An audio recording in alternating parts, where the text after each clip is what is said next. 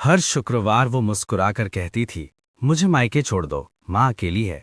और हर शुक्रवार वो बिना सवाल किए, बिना शक किए अपनी पत्नी को खुद छोड़ने जाता था, क्योंकि उसे भरोसा था, शादी शक से नहीं, विश्वास से चलती है। लेकिन क्या हो अगर जिस रास्ते पर आप सालों से भरोसे के साथ चल रहे हों, वही रास्ता आपको जिंदगी का सबसे बड़ा धोखा दिखा दे? उस दिन भी सब कुछ वैसा ही था, वही समय, वही कपड़े, वही मुस्कान। बस फर्क इतना था कि इस बार वो आगे थी और पति पीछे। कुछ दूर जाकर पत्नी का फोन बंद हुआ, कुछ और दूर जाकर कार मुड़ी, लेकिन मायके की तरफ नहीं। और वहीं उसी मोड़ पर एक पति का भरोसा जमीन पर गिरकर चकनाचूर हो गया, क्योंकि जो उसने देखा वो सिर्फ बेवफाई नहीं थी, वो एक ऐसी सच्चाई थी जिसके बाद शादी साथ रहने का नाम नहीं रह जाती, वो सिर्फ कागज का रिश्ता बनकर रह जाती है। हर शुक्रवार की सुबह एक जैसी होती थी। स्नेहा जल्दी उठती, चुपचाप नहाती, सिंदूर ठीक करती और आईने में खुद को ऐसे देखती जैसे कुछ भूल ना जाए। अनुज बेड पर बैठा उसे देखता रहता। उसे अच्छा लगता था कि उसकी पत्नी अपने मायके के लिए भी इतनी सलीकेदार रहती है। रेडी? अनुज ने हर शुक्रवार की तरह पूछा। हाँ, बस 5 मिनट, स्नेहा ने मुस्कुराते हुए कहा। अनुज को उस मुस्कान से कभी डर नहीं लगा, क्योंकि जो आदमी पूरी जिंदगी ईमानदार रहा हो, वो सामने वाले की आंखों में झूठ ढूंढना ही नहीं सीख पाता। कार हर शुक्रवार एक ही रास्ते से निकलती, एक ही समय, एक ही मोड़, और हर बार अनुज अपनी पत्नी को उसके मायके के गेट तक छोड़ देता। लेकिन पिछले कुछ हफ्तों से एक बात अनुज को चुभने लगी थी। स्नेहा मायके में रुकती, लेकिन माँ से बात कम करती, फोन आने पर कमरे से बाहर चली जाती, और सबसे अजीब बात, शुक्रवार आते ही उसके चेहरे पर एक अलग सी बेचैनी आ जाती। अनुज ने खुद को समझाया, तू ज्यादा सोच रहा है, क्योंकि शक प्यार को मार देता है। उस शुक्रवार भी सब कुछ सामान्य था। स्नेहा ने हल्के रंग की साड़ी पहनी थी। अनुज ने ध्यान दिया, वो मायके जाते समय हमेशा वही साड़ी पहनती थी। कार स्टार्ट हुई, शहर पीछे छूटता गया, रास्ता आगे खुलता गया। लेकिन आज अनुज का मन बेचैन था। आज जल्दी वापस आ जाऊंगी, स्नेहा ने बिना देखे कहा। अनुज चुप रहा, क्योंकि उसने नोटिस किया आज पहली बार स्नेहा ने ये बात बिना पूछे कही थी। मायके के पास पहुंचते पहुंचते स्नेहा का फोन बजा। स्क्रीन पर नाम देखते ही उसका चेहरा बदल गया। कौन है? अनुज ने सामान्य लहजे में पूछा। माँ, स्नेहा ने तुरंत फोन काटते हुए कहा। लेकिन अनुज ने देख लिया था, नाम राघव था। अनुज ने कुछ नहीं कहा, कार रोक दी। मैं यहीं उतर जाऊंगी, स्नेहा ने जल्दी में कहा। अंदर तक छोड़ दूं? अनुज ने पूछा। नहीं, आज मना किया है, स्नेहा ने कहा और बिना आंख मिलाए उतर गई। अनुज वहीं खड़ा रहा। पहली बार उसने अपनी पत्नी को पीछे मुड़कर जाते हुए देखा, और पहली बार उसे ऐसा लगा जैसे वो किसी और दुनिया में जा रही हो। अनुज घर लौट आया, लेकिन मन वहीं अटका रह गया। शाम हो गई, फोन किया, स्विच ऑफ। रात हुई, कोई मैसेज नहीं। मन में सवाल उठे, लेकिन जवाब नहीं। और तभी एक ख्याल आया, अगर सच में मायके गई है तो फोन बंद क्यों? अगला शुक्रवार आया। इस बार अनुज ने कुछ अलग किया। उसने स्नेहा से कुछ नहीं कहा, ना सवाल ना शक, बस कार स्टार्ट की। स्नेहा आगे बैठी थी, और अनुज का दिल आज पहली बार पीछे पीछे चल रहा था। जैसे ही स्नेहा उतरी और गली के मोड़ पर मुड़ी, अनुज ने कार आगे नहीं बढ़ाई। उसने यू टर्न लिया और धीरे धीरे उसी रास्ते पर चल पड़ा जहां स्नेहा गई थी। 2 गली पार करते ही अनुज का दिल जोर से धड़कने लगा, क्योंकि सामने वो गेट नहीं था जहां मायका होता है। वो एक छोटा सा अपार्टमेंट था, और उसी अपार्टमेंट के बाहर स्नेहा खड़ी थी। उसके सामने एक आदमी था, राघव। स्नेहा मुस्कुरा रही थी, वो मुस्कान जो अनुज ने कई हफ्तों से अपने लिए नहीं देखी थी। अनुज की उंगलियां स्टीयरिंग पर जम गई, उसकी सांस अटक गई, और तभी राघव ने आगे बढ़कर स्नेहा का हाथ पकड़ लिया। यहीं अनुज की जिंदगी रुक गई। अनुज की उंगलियां स्टीयरिंग पर जकड़ी हुई थीं। सामने जो दिख रहा था वो उसकी आंखें मानने को तैयार नहीं थीं। स्नेहा, उसकी पत्नी, हंस रही थी। वही हंसी जो कभी घर लौटते वक्त थकान के साथ बुझी बुझी रहती थी। राघव ने हल्के से स्नेहा का हाथ छोड़ा और अपार्टमेंट की सीढ़ियों की ओर इशारा किया। स्नेहा ने पलटकर सड़क की तरफ देखा। अनुज ने तुरंत सिर झुका लिया। दिल ऐसे धड़क रहा था जैसे अभी बाहर आ जाएगा। कुछ सेकंड बाद दरवाजा बंद हुआ, और उसी आवाज के साथ अनुज के भीतर कुछ टूट गया। अनुज ने कार वहीं खड़ी रहने दी। 5 मिनट, 10 मिनट, 15 मिनट। हर मिनट उसके दिमाग में एक नया सवाल छोड़ जाता। क्या ये पहली बार है या मैं ही आखिरी आदमी हूं जिसे पता चला? उसने खुद से वादा किया था बिना सबूत कुछ नहीं सोचेगा, लेकिन दिल सबूत नहीं मांगता। अचानक अनुज का फोन वाइब्रेट हुआ। मैसेज था, स्नेहा, मां ठीक नहीं है, आज रुकना पड़ेगा। अनुज हंस पड़ा, हंसी ऐसी जिसमें आवाज नहीं होती। उसने रिप्लाई नहीं किया, कार स्टार्ट की और चुपचाप घर लौट आया। घर में अजीब सन्नाटा था। माया देवी पूजा कर रही थी। बहू पहुंच गई? उन्होंने बिना देखे पूछा। हां, पहुंच गई, अनुज ने कहा। झूठ बोलते हुए उसने पहली बार महसूस किया झूठ बोलना कितना भारी होता है। रात के 11 बजे अनुज फिर उसी अपार्टमेंट के पास था। इस बार वो कार में नहीं बैठा था, वो सामने वाली गली में छिपकर खड़ा था। लाइटें जली हुई थीं, पर्दे आधे खुले। अनुज ने खुद से कहा, बस देखना है, कुछ करना नहीं है। उसी पल पर्दे के पीछे 2 परछाइयां हिली। एक राघव, दूसरी स्नेहा। स्नेहा ने अपने बाल खोले। वो पल अनुज की आंखों में तेजाब की तरह उतर गया। उसने तुरंत नजरें हटा ली, क्योंकि आगे देखने की हिम्मत नहीं बची थी। अगले दिन अनुज ऑफिस नहीं गया। वो बस बैठा रहा, पुरानी तस्वीरें देखता हुआ। शादी की पहली फोटो, स्नेहा की वही मुस्कान। तब भी वो हंस रही थी। क्या तब भी ये मुस्कान किसी और के लिए थी? शाम को स्नेहा का फोन आया। कल आ जाऊंगी, उसने सामान्य लहजे में कहा। ठीक है, अनुज ने बस इतना कहा। फोन रखते ही उसकी आंखें भर आईं, क्योंकि वो जानता था अब जो आएगा वो वही स्नेहा नहीं होगी जिसे वो पहचानता था। अगले दिन स्नेहा घर लौटी। सब कुछ सामान्य, माथे पर सिंदूर, हाथ में बैग। थक गई हूं कहते हुए वो सीधे कमरे में चली गई। अनुज उसे देखता रहा। वो वही चाल थी, वही आवाज, बस अब हर चीज नकली लग रही थी। रात को अनुज ने एक फैसला लिया। उसने स्नेहा का फोन उठाया जब वो बाथरूम में थी। पासवर्ड वही था, शादी की तारीख। दिल कांप गया। फोन खुलते ही एक चैट खुली हुई थी। नाम राघव हाट। आखिरी मैसेज सिर्फ 2 मिनट पुराना था। राघव, कल फिर वही जगह, शुक्रवार को। अनुज का सिर चकरा गया। उसी पल बाथरूम का दरवाजा खुला। स्नेहा बाहर आई और अनुज के हाथ में अपना फोन देखकर वो समझ गई अब झूठ का एक भी रास्ता खुला नहीं है। कमरे में सन्नाटा था, इतना गहरा कि घड़ी की टिक टिक भी अनुज के दिल पर हथौड़े की तरह पड़ रही थी। अनुज के हाथ में स्नेहा का फोन था। स्क्रीन अब भी जली हुई। राघव हाट। स्नेहा तौलिए से बाल पोंछती हुई बाहर आई थी। फोन देखते ही उसके चेहरे का रंग उड़ गया। ये क्या कर रहे हो? उसकी आवाज कांप गई। अनुज ने फोन नीचे रख दिया। कोई चिल्लाहट नहीं, कोई गुस्सा नहीं, बस एक थकी हुई आवाज। कब से? स्नेहा चुप रही। वो चुप्पी अनुज के लिए सबसे बड़ा जवाब थी। कब से? इस बार आवाज थोड़ी ऊंची हुई। 6 महीने।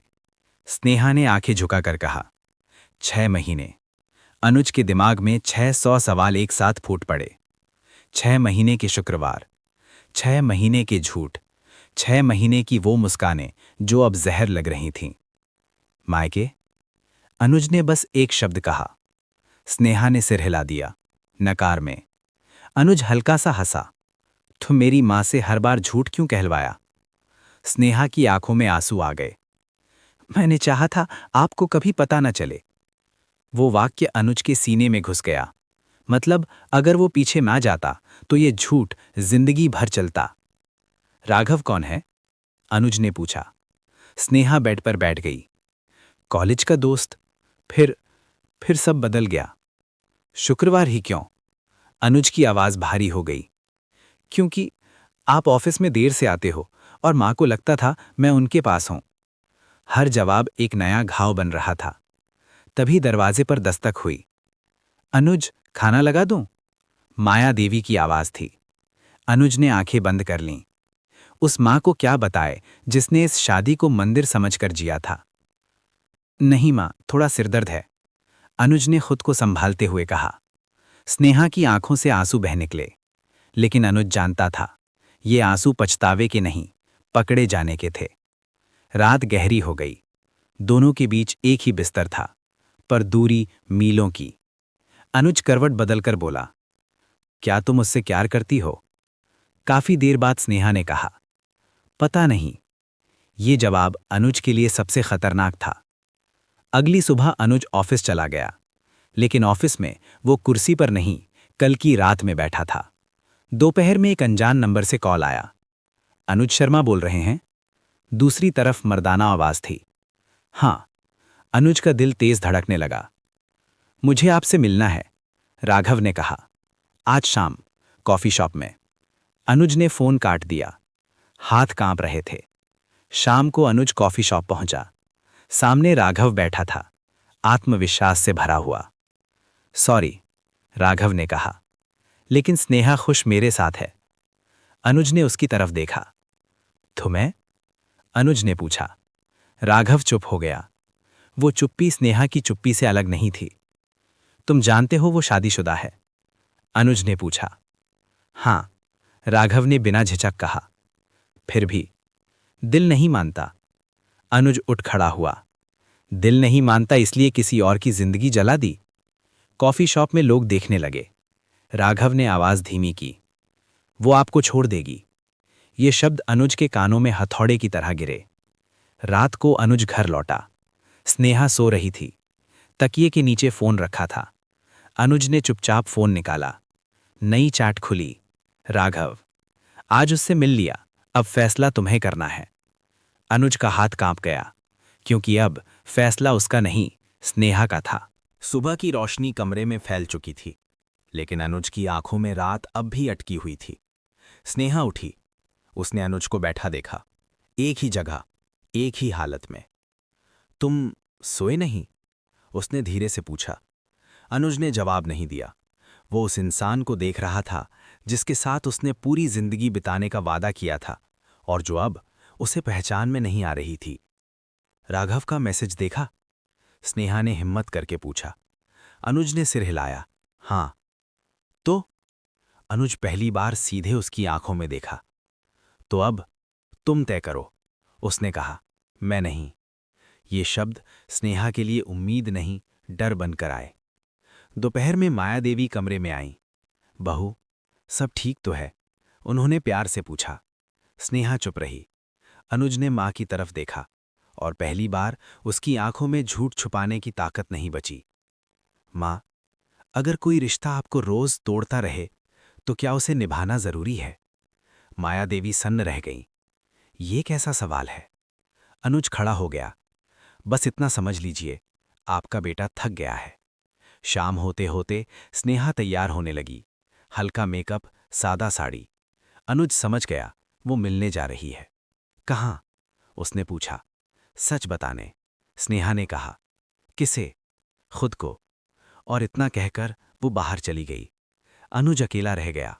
फोन उठाया, कॉन्टैक्ट खोला। इंस्पेक्टर विवेक सिंह, कॉलेज का पुराना दोस्त। कॉल लगाया। विवेक, मुझे मदद चाहिए। अनुज की आवाज टूट गई। दूसरी तरफ कॉफी शॉप में स्नेहा और राघव आमने सामने बैठे थे। मैं दबाव में नहीं जी सकती, स्नेहा ने कहा। तो मेरे साथ चलो, राघव ने कहा। सब छोड़ दो। और अनुज? राघव चुप रहा। वही चुप्पी जिसे स्नेहा पहचान चुकी थी। तुमने कभी सोचा उसके बारे में? स्नेहा ने पूछा। मैं तुम्हें चाहता हूं, राघव ने कहा। स्नेहा की आंखें भर आईं, क्योंकि चाहत और जिम्मेदारी एक जैसी नहीं होती। उसी वक्त अनुज इंस्पेक्टर विवेक के सामने बैठा था। सबूत चाहिए? विवेक ने पूछा। अनुज ने सिर हिलाया। तो फिर ये खेल लंबा होगा, विवेक ने गंभीर आवाज में कहा। और दर्दनाक भी। अनुज ने बिना सोचे कहा। दर्द से अब डर नहीं लगता। रात को स्नेहा घर लौटी, चेहरा बुझा हुआ। अनुज ने पूछा, क्या तय हुआ? स्नेहा ने धीरे से कहा, राघव चाहता है मैं सब छोड़ दूं। अनुज का दिल कांप गया, लेकिन उसने कभी नहीं कहा कि वो मेरी जिम्मेदारी लेगा। ये सुनकर अनुज की आंखें बंद हो गईं। तो? अनुज ने पूछा। स्नेहा रो पड़ी। मुझे नहीं पता मैं क्या चाहती हूं, उसने कहा। बस इतना पता है, मैं आपको रोज मार रही हूं। ये शब्द स्नेहा की तरफ से पहली बार सच लग रहे थे। उसी रात अनुज के फ़ोन पर एक फ़ोटो आई, अननोन नंबर से। फ़ोटो में स्नेहा और राघव एक साथ उसी अपार्टमेंट के बाहर खड़े थे। साथ में लिखा था, अगर वो नहीं मानी तो सच सबके सामने आएगा। अनुज की उंगलियां ठंडी पड़ गईं। ये अब प्यार का मामला नहीं था, ये धमकी थी, और खेल अब और गंदा होने वाला था। रात के सन्नाटे में अनुज वही फोटो देखता रहा। धमकी, झूठ और बीच में एक औरत जिससे उसने बिना शर्त प्यार किया था। फोन टेबल पर रखा, अनुज ने गहरी सांस ली। अब भागने का वक्त नहीं था। सुबह होते ही अनुज इंस्पेक्टर विवेक के साथ सीधे अपार्टमेंट पहुंचा। वही जगह, वही गेट जहां भरोसा पहली बार टूटा था। दरवाज़ा खुला, सामने राघव था, घबराया हुआ पर अकड़ अब भी बाकी। ये सब क्या है? राघव चिल्लाया। विवेक ने शांत आवाज में कहा, ब्लैकमेलिंग, धमकी और शादीशुदा औरत को मानसिक प्रताड़ना। राघव की आंखें पहली बार झुकी। घर पर स्नेहा सब सुन चुकी थी। वो चुपचाप सोफे पर बैठी थी। अनुज सामने खड़ा था। अब कोई सवाल नहीं, अनुज ने कहा, बस आखिरी बात। स्नेहा ने आंसू भरी आंखों से देखा। अगर वो फोटो वायरल हो जाती तो? अनुज की आवाज़ भारी हो गई। तो भी मैं झूठ में जिंदा नहीं रहता। ये शब्द स्नेहा के अंदर कहीं टूट गए। इंस्पेक्टर विवेक ने कानूनी प्रक्रिया समझाई।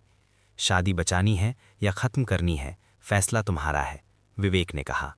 अनुज ने बिना देर किए कहा, ख़त्म। कमरे में सन्नाटा छा गया। कुछ दिन बाद कोर्ट में दो लोग आमने सामने बैठे थे। कोई चिल्लाहट नहीं, कोई इल्ज़ाम नहीं, बस थकी हुई आंखें। जज ने पूछा, आप दोनों का फैसला अंतिम है? अनुज ने सिर हिलाया, स्नेहा ने भी। कलम चली और एक रिश्ता कागज़ बन गया। घर लौटते वक्त माया देवी ने पूछा, अब चैन है?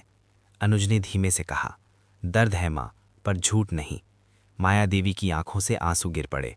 कुछ महीनों बाद शुक्रवार फिर आया, लेकिन इस बार कोई मायका नहीं, कोई इंतज़ार नहीं।